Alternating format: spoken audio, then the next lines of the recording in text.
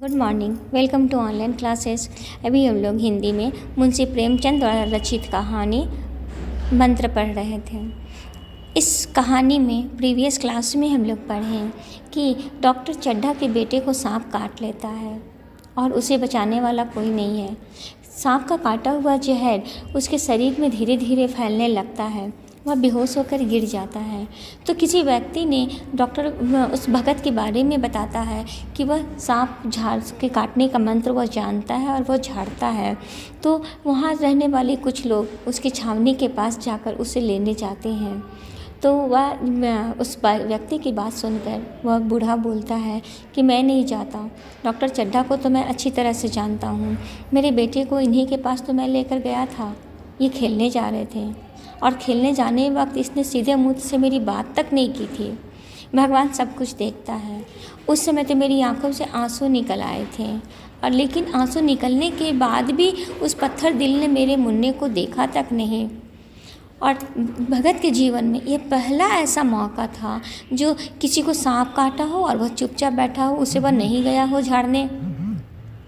और ऐसी खबर सुनकर वह घर से बाहर निकला भी नहीं। सोने की कोशिश भी करने लगा पर उसे नींद भी नहीं आती। और फिर उसने रात में अपनी डंडा उठाया, अपनी लाठी उठाई और दरवाज़ा खोलकर बाहर चले गए। जब वो बाहर जा रहे थे तो चौकीदार पूछा, कहाँ जा रहे हो भाई? अब आगे। भगत ने कहा, कहाँ जाऊँगा, देख रहा था रात कितना बाकी है। चौकीदार ने कहा, डॉक्टर चड्ढा के बेटे का हाल तो तुमने सुना ही है, तुम क्यों नहीं चले जाते? सुना है 10,000 देने को तैयार है। उसकी बात को सुनकर भगत कहता है, मैं तो नहीं जाऊंगा, चाहे वह 10 लाख भी दे, मुझे लेकर क्या करना है? कल मर जाऊंगा तो फिर कौन भोगने वाला बैठा है? तो चौकीदार चला गया। भगत लाठी खटखट करता हुआ आगे को बढ़ने लगा। दिमाग कहता था मत जाओ, पर अंदर की आवाज़ आगे ठेलती थी, अर्थात वह तो मना कर दिया कि नहीं जाएगा। और इतना कहकर इतना बोला तो फिर चौकीदार चला गया। और जब चौकीदार के जाने के बाद भगत लाठी को खटखट करता हुआ आगे जाने लगा। और जब जाते समय उसका दिमाग कहता था कि मत जाओ, पर उसे अंदर की आवाज़ उसकी आत्मा की आवाज़ उसे डॉक्टर के घर की तरफ धक्का देती थी। ठेलती धक्का देती थी। इतने में 2 आदमी आते दिखाई दिए। दोनों बातें करते चले आ रहे थे। चड्ढा बाबू का घर उजड़ गया। बेचारे का एक ही बेटा था। भगत के कानों में आवाज़ के पड़ते ही उसकी चाल तेज हो गई।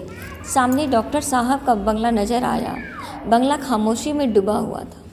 बुढ़ा सोचने लगा, कहीं मुझे आने में देरी तो नहीं हो रह गई? 2 बज चुके थे, लोग सुबह का इंतज़ार कर रहे थे। सहसा अर्थात अचानक भगत के द्वार पर पहुंचकर आवाज़ दी।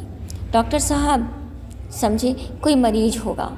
जब वो भगत डॉक्टर के घर के पास पहुंचकर आवाज़ दी तो डॉक्टर साहब समझे कि कोई मरीज होगा।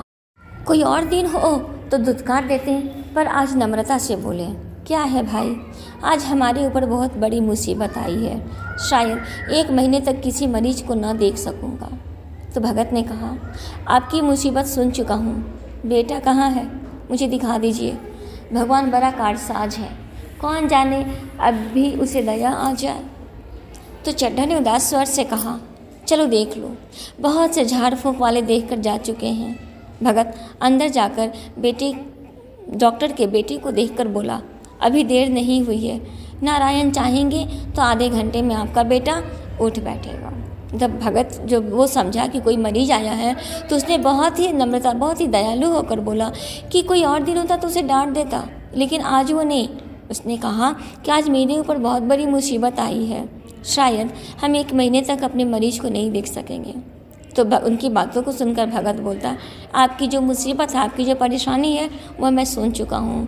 अब बेटा कहाँ है, मुझे दिखा दीजिए। भगवान बड़ा कारसाज है, अर्थात भगवान बड़ा दयालु है, कौन जाने कब उस पर दया आ जाए। तो डॉक्टर चड्ढा जब उदास स्वर में बोले, तो चलो देख लो।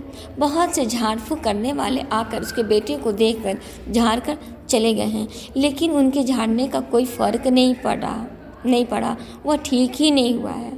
जब भगत देखा तो बोला कि अभी देरी नहीं हुई है, भगवान चाहेंगे तो आधे घंटे में आपका बेटा उठ बैठेगा, आपका बेटा स्वस्थ हो जाएगा। Thank you.